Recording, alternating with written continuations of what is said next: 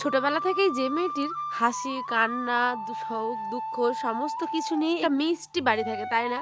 কিন্তু একটা বয়সের পরেই সেই স্বপ্নে মোড়া ছোট্টবেলাকার গুটি, গুটি পায়ে হেঁটে বেড়ানো বাড়িটাকেই কেমন জানি ছেড়ে ছেড়ে চলে যেতে হয় এক নতুন সংসারে, নতুন বাড়িতে, যেখানে তার মৃত্যু থাকতে হবে, তাই না?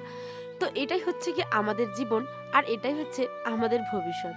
চলুন, আসসালামু আলাইকুম। উত্তর দিনাজপুর জেলার ছোট্ট একটি গ্রাম থেকে আমি পাইল আমার নতুন ব্লগে আপনাদের সকলকে জানাই অনেক ভালোবাসা। তো সকালবেলা হয়েই দেখুন সমস্ত বাসি কাজ তো করে নিয়েছি, আর আজকে আয়নের জন্য একটা ছোট্ট সুন্দর ব্রেকফাস্ট তৈরি করছি। মানে একটুখানি দুধ দিয়ে আর একটুখানি জল দিয়ে, মানে গুঁড়ো দুধ আর জল দিয়ে খেজুর দিয়ে বিস্কিটটাকে ভালো করে ম্যাশ করে নিয়ে ওকে খাওয়াচ্ছিলাম, জানেন?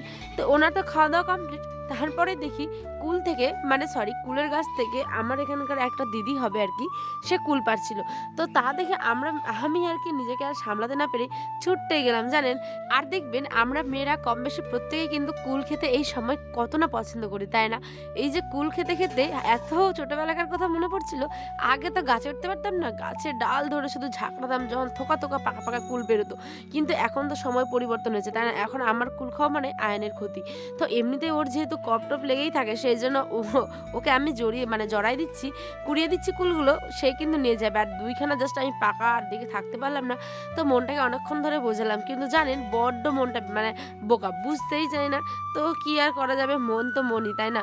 তো সেই জন্য দুইখানা জাস্ট ওকে দেখুন সবগুলো দিয়ে দিয়েছি। আর এই যে দেখছেন পাকা দুইখানা আমি নিয়েছি, দাঁড়ান দাঁড়ান, উফ কি যে খেতে টেস্ট হয়েছিল! একটু যদি লবণ থাকতো আরো ভালো হতো। তো লবণ আর আনতে যাইনি, ওরকমই খেয়ে নিয়েছি। এখন বাড়ি করছে, মানে নতুন ঘর করছে আর কি। আর যেগুলো খাই এগুলো দেখি।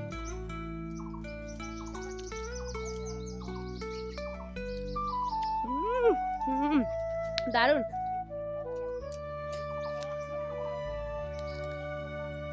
জাস্ট দুটোই খাবো পাকা দেখে। তো দেখতেই পেলেন, আর এদিকে আমার ছোট্ট আব্বাটা, ওও কেন ভাবছে, ওও চলে এসেছে গুটি গুটি পায়ে একদম উঁচু মানে জায়গাটা থেকে উঠছে আর কি।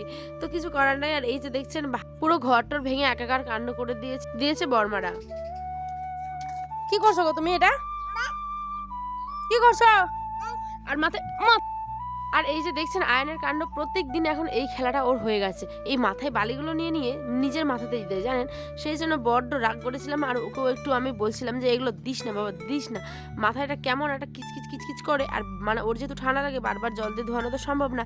দাঁড়ান, সে সমস্ত কিছু তো হয়ে গেল। এবার কাপড়গুলোকে ধুয়ে নিয়েছি, জানেন? এক বালতি কাপড় ধুয়ে টুয়ে এরমভাবে করে ব্ল্যাঙ্কেটগুলো মানে ওর ক্যাথাগুলো রোদরে দিয়েছিলাম।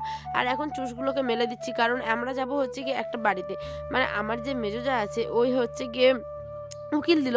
তো যাবে হচ্ছে ওই উকিল বেটির বাড়িতে, আর আমিও যাব হচ্ছে উকিল, মানে আমি যেহেতু উকিল কাকিমা লাগলাম, তো আমাদেরকেও নিমন্ত্রণ করেছে, সেই জন্য আমরা সেখানেও যাব, মানে খাওয়া দাওয়া করতে আর কি। আর যেহেতু সকালবেলা থেকে যেতে বলেছিল কিন্তু যেতে পারিনি, জানেন তো বাড়িতে হাজার একটা কাজের মধ্যে থাকে, তার মধ্যে ভিডিও এডিট করা, মানে বিভিন্ন রকম কাজের মধ্যে থেকে যায়। তো আমরা ওই 3টে নাগাদ গেছিলাম, জাস্ট 1-2 ঘন্টা মানে থেকে চলে এসেছি আয়ন সোনাকে নিয়ে। আর আয়নের যেহেতু এখন মেডিসিন চলছে, তো বাইরের জলটা কমই খাওয়ানোর চেষ্টা করি।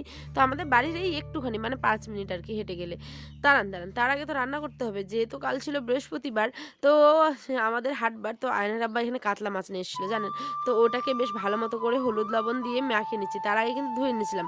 আর দেখলেন যে পরোটা এনেছিল, সেই পরোটাটা কিন্তু ওই প্রতি বৃহস্পতিবারই একবার হলেও আনে। যেহেতু আমাদের এই জিনিসটা আর কি আমার পছন্দ, তো পরোটা জিনিসটা আমার ভারী পছন্দ। তো ওই মনে করেই আর কি আনে আয়নের আব্বা। তার আগে এই যে মাছগুলোকে ভেজে নিই।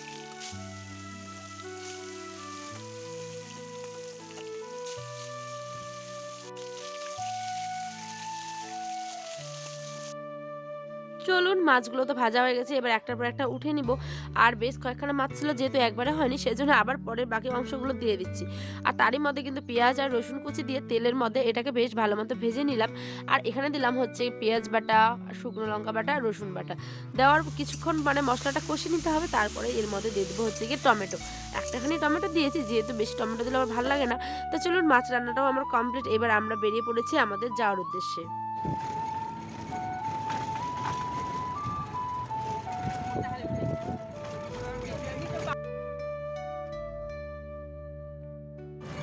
এখানে সামনে এটাই দাঁড়ান, এটা দাঁড়ান, এখানে ফোনে ব্যস্ত, আমার সঙ্গে কি দুইটা গল্প করবে? চলে আসছে কি আমাকে। মানে আমরা এসে দেখি যে বর কিন্তু ওর বাড়ির লোকেরা সমস্ত আনতে চলে এসেছে, মানে বিয়ের পর যেটা আমাদের দিকে নদিনিয়া বলে, আমার শাশুড়ির বাড়ির দিকে আবার বলে আঠুরি। তো আমরা সেজেগুজে একটু গেছিলাম, তারপরে দেখেন কত কিছু খেতে দিয়েছিল, এটা আয়ন সোনাকে, আর এখানে দিয়েছিল কিছু ঠান্ডা। তার মধ্যে বাড়িতে মানে মেহমান আসলে কত কাজ, তাই না? যার মেয়ে যাবে সেই একমাত্র জানে যে তার মনের ভিতরের কি অবস্থা, তাই না? আমরা তো এরকম আনন্দ করি, কিন্তু প্রত্যেকটা মা বাবারই যখন মেয়েটা চলে যায় বাড়ি থেকে, জীবনটা কেমন একটা মানে ফাঁকা হয়ে যায়, তাই না? তো আমরা আবার বাড়ি এসেছিলাম, বাড়ি এসে সমস্ত কাপড় চোপড়গুলোকে চেঞ্জ করে এখন আবার যাচ্ছি গিলার জন্য। দাঁড়ান দাঁড়ান দাঁড়ান, এবার আপনাদের ব্যাপারটা বুঝিয়ে বলি। এই যে এখন আবার এই সাইডে পড়ে আছি কেন বলুন তো, আমাদের যে মেহমানগুলো ছিল ওরা আবার আমাদের বাড়ি দেখতে মানে ঘুরতে আসতে চাইছিল, তো ওনাদেরকে নিয়ে এসেছিলাম, আর এত পরিমাণে গরম করছিল যে কি বলবো, সেজন্য ওই সাইডটা যেহেতু অনেক গরম, তাই একটা সুতির সুন্দর শাড়ি পরে নিলাম। আর বাড়ি ওদের বাড়ি গিয়ে দেখি এই যে উনান ছাড়া মানে বিনাই সেই পকওয়ান ভাজছে, যেহেতু সাজন দিতে হবে তো, তাই না? তো সেই কারণেই এত তেলটা হিট হয়ে গেছিলো যে ওই জন্য মা আগুন ছাড়াই ভেজে নিচ্ছিল তার। আর একটা ভারী মুশকিলে পড়েছি জানেন, পান বানানো কি অত সোজা? হায় রে হায়, কাকে দিয়েছে রাজার পাট। আমি তো ভাবছিলাম জীবনেও পান বানাইনি, কিন্তু জানি যে কী কী দিতে হয়, খয়র, চুন, মিষ্টি কী বলে মৌরি, তারপরে সুপুরি, সমস্ত কিছু। কিন্তু ওনাদের কাছে এত কিছু ছিল না, নাকি শুধু চুন আর কী বলে ওটা সুপুরি দিয়ে নাকি পান বানাতে হবে। নে বাবা, তো যেমন দিয়েছে তেমন কিন্তু বানিয়ে তো নিয়েছি, কিন্তু ভাজ করার সময় যে কোন দিক দিয়ে ঘুরাবো সেইটা আর আমার মাথাতেই আসছে না। কি আর বলবো, দেখুন কি অবস্থা করে একটা দুটো বানিয়েছি, তার মধ্যে আমার যাই আবার বানাচ্ছিল বাকিগুলো দেখুন একটু করে নাকি ছিঁড়ে ছিঁড়ে নিচ্ছিলাম, আর আমি তো পুরো অর্ধেকটাই ছিঁড়ে নিয়েছিলাম। এই নিয়ে এক সেই মজার কাণ্ড, হাসতে হাসতে শেষ। লাস্টে যে মেয়ের বাবা ছিল সেই বসে পড়েছে বেয়াইদের পান বানানোর জন্য। আরে সেই মুহূর্তে দেখুন মাটার কি কষ্ট।